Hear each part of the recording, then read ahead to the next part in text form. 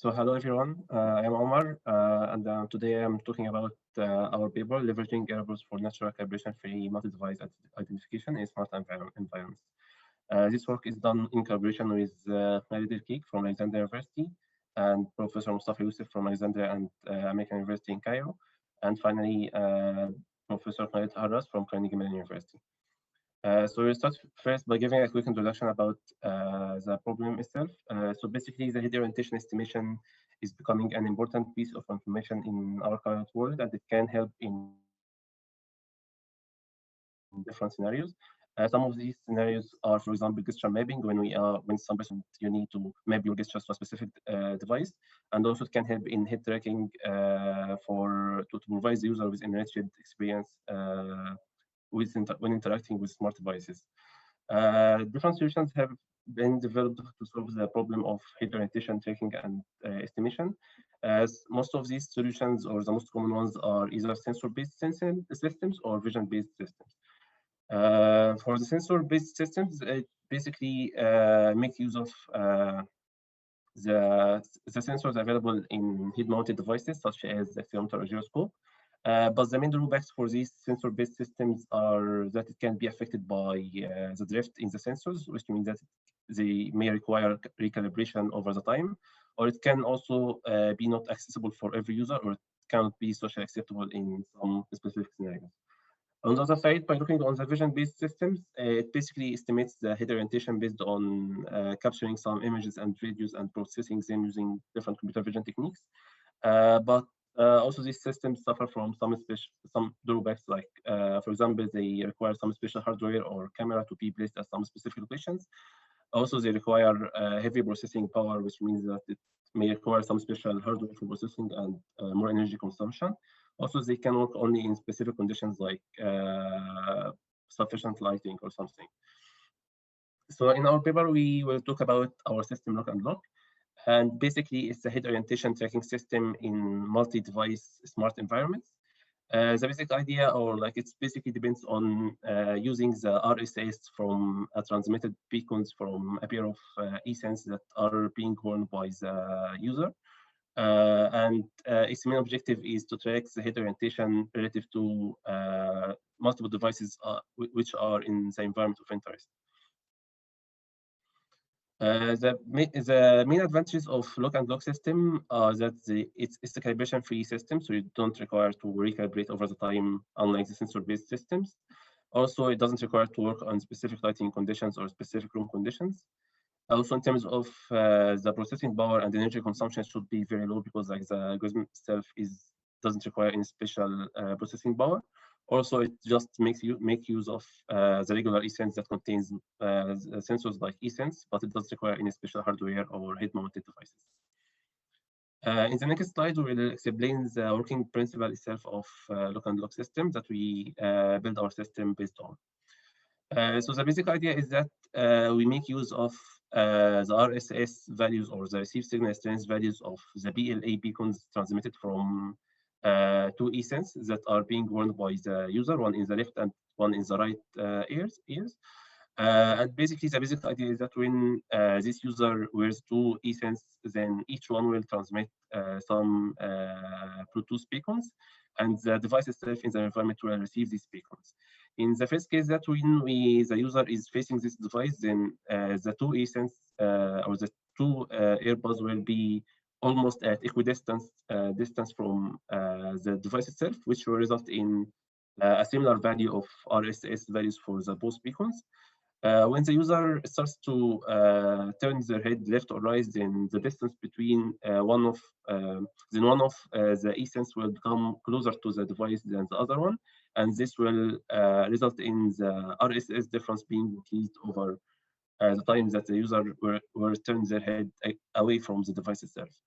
And to confirm this intuition, we had made some small experiment that we have the user wearing the two eSense with each one transmits BLE beacons.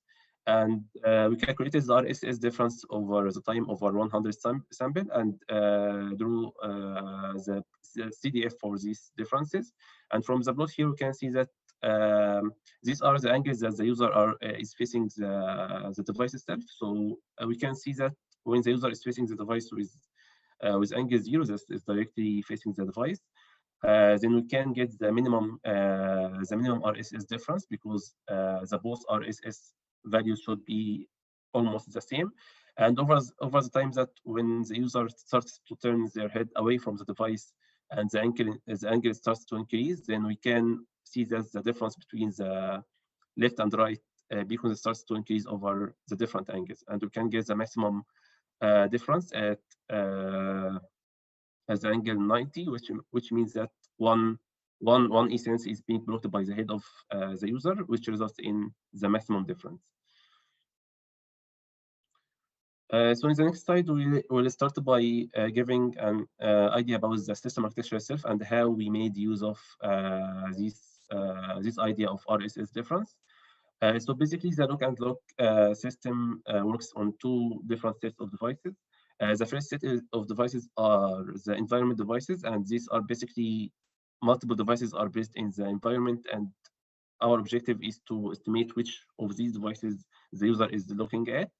The other set of devices is the master device, and this is basically one device that will coordinate between the environment devices and will start running the algorithm itself to determine which device the user is looking at. Actually, the master device also doesn't need to be a special device, but one of the environment devices can run as a master device itself. On the next slide, we'll start by discussing different modules of our system. So by looking on, we will focus basically on the master device, because this is the device that will be running the algorithm itself. So basically, the first module in our system is a sample accumulator module, and the basic idea is that we don't need to consider only one sample of RSS, because this can be too noisy. So the basic idea is to accumulate multiple samples over the time so that we can get a more accurate results. So the sample accumulator module functionality is basically to collect the RSS values from the two essence and maintains two different lists for each essence for each device. Also, this module uses a moving window approach, which means that when we receive a new sample from the RSS from the BLE interface, we just discard one of the old samples and replace it with the new one. So just like a moving window over the number of the RSS samples. The next module is the sample processing module, and its main functionality is that given the two lists of RSS collected values from the right and left essence for each device, this module objective basically is to calculate the difference between these two lists, and also it applies an alpha trend filter over the values. So, for example, if we collect 100 samples from each essence, then we will first find the difference between these 100 samples from both essences, and after that we will apply the alpha trend value, alpha trend filter over this list of difference. The sample processing module will result in for each device will result in one mean value that's resulting from the alpha trend value from the alpha trend filter, and using these values for different devices, it will be the device consensus module will use this value from different devices to decide which device the user is looking at. So the basic idea here is that the device consensus module will search for a device that achieves three conditions. These conditions are discussed here. So we can imagine that we are in a multi-device environment that contains 4 devices, and here is the user that's wearing the 2 earbuds. So basically, to decide that the user is looking to this device, we need to achieve 3 conditions. The first condition is that this device will sense the minimum difference from the left and right BLE beacons, which means that the 2 essences are at equidistance from this device, which means that the user is facing this device. But this is not enough, because maybe there is some other device behind the user that will also sense a similar difference, which is a very small one. So to be able to distinguish between these 2 devices, we need to maintain some extra information. And this extra information are represented in this figure. So basically, each device will maintain a set of left and right devices sets, which means that, for example, for this device, its right device set will be this device, and its left devices set will be this device. And to decide that this user is facing this device, we need to have two conditions. The first condition is that the left device set will sense a negative, will sense a positive difference between the RSS from the left and right e-sense, which means that the left one is closer than the right one. And on the other side, the right device set will sense a negative difference between the left and right e-sense, which means that the right one is closer than the left one. So given these three conditions, we can decide that this user is facing the device in here. So this is the basic idea of the device consensus module, that it will, for each device, it will run these three steps, and it will decide if one of the devices in the environment achieves these three conditions, then it will decide that this user is looking at that device. In the next slides, we will discuss our evaluation for our approach. So we will first start by explaining our experiment setup. So we used so basically, we tried our approach in a real-life environment, which means that we had some user wearing two earbuds, which were two eSense. Each one of them has a PL interface, and also we had an environment of 4 devices. For ease of our experiment, we used 4 smartphones instead of like real devices. And each smartphone had its PLE interface for collecting the beacons from the left and right eSense. Also, we tried different distances between the devices and different locations for the user itself to test our robustness for our system. So in the next slides, we will discuss the evaluation for the different parameters of our system. We will start by first discussing the effect of changing the window size. So basically, the window size is how many samples we maintain over the time from the left and right eSense. That's being collected by the sample accumulator module. So basically here from the plot, we can see that increasing the window size, so basically from the plot here, we can see that increasing the window size from 0 up to 100 sample can result in increasing the system accuracy. And this is basically because that the system becomes more robust to the outliers and to the noise in the RSS values. But also we can see that starting from around like 30 samples, we can achieve around 100% accuracy, which means that we don't need actually to accumulate up to 100 samples, but we can start accumulating, we can start getting meaningful accuracy starting from only 30 samples per window. Also, this plot was tried on different inter-device distances, like when we have 2 meters between the devices, or 3 meters or 4 meters to test our robustness.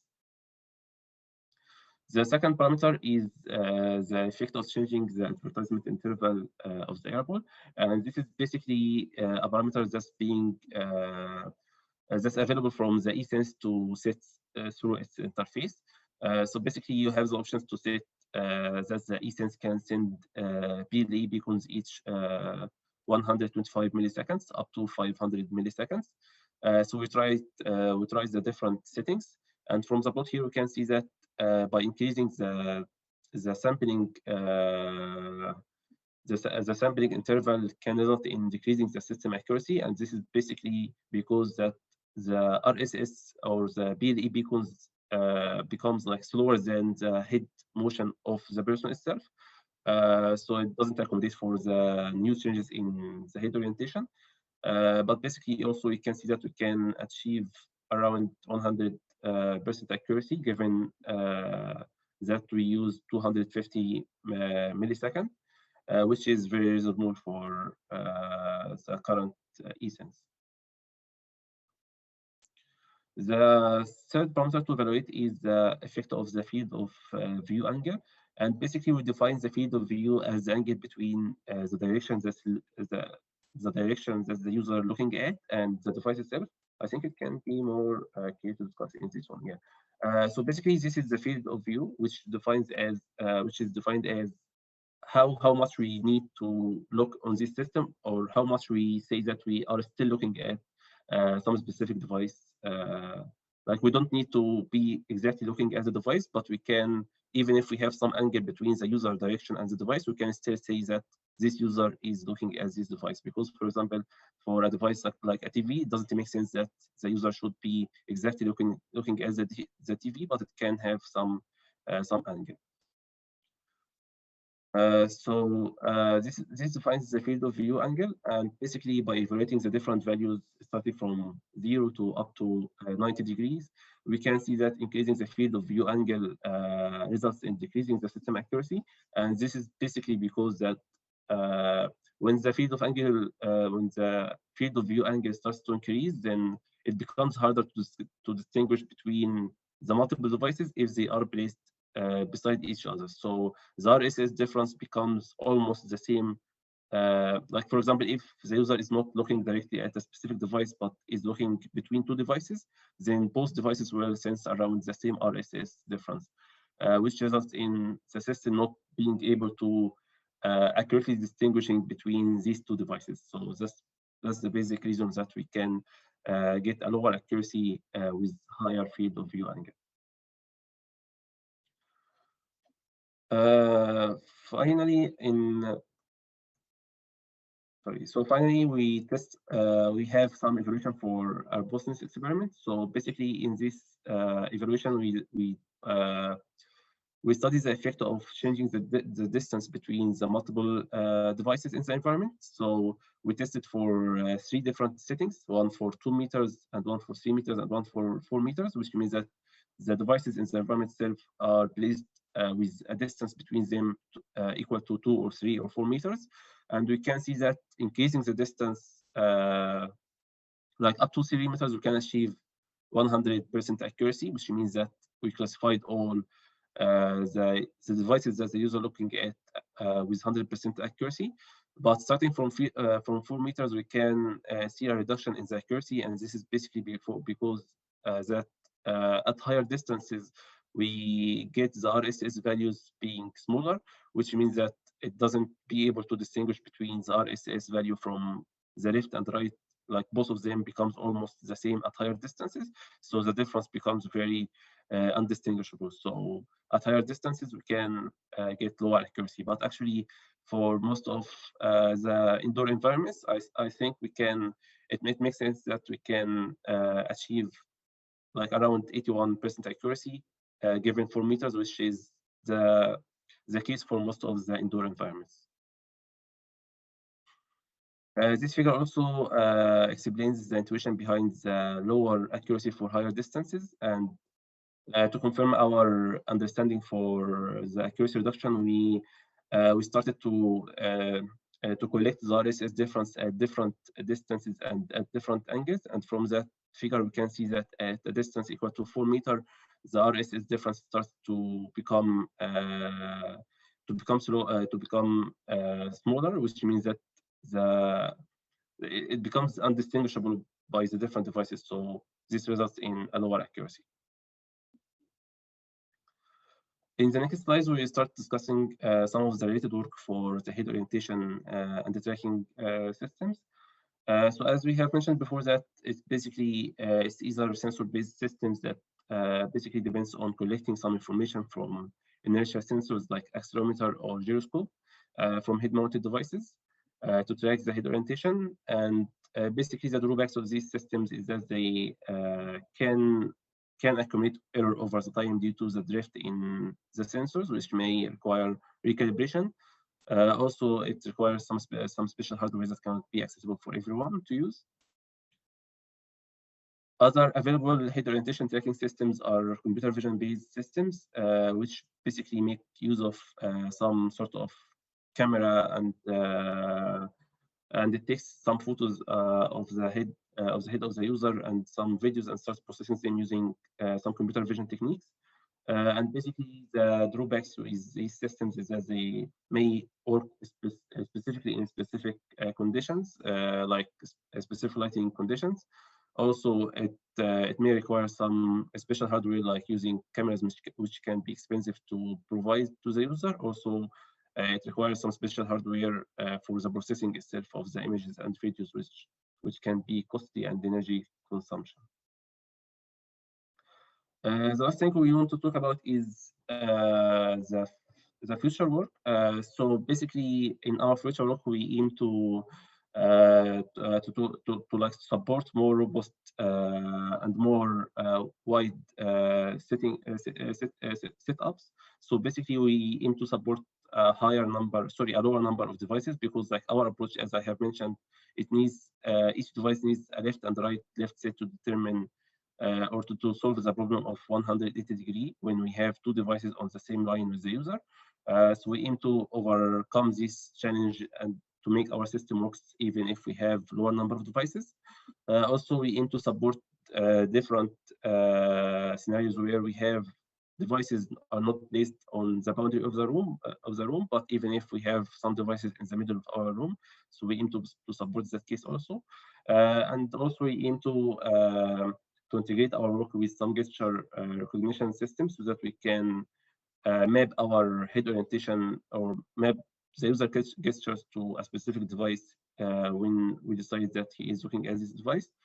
And finally, we aim to also support the global head orientation and to try to estimate this instead of just like estimating the relative head orientation to the environment devices. Yeah, so that's it. Thank you.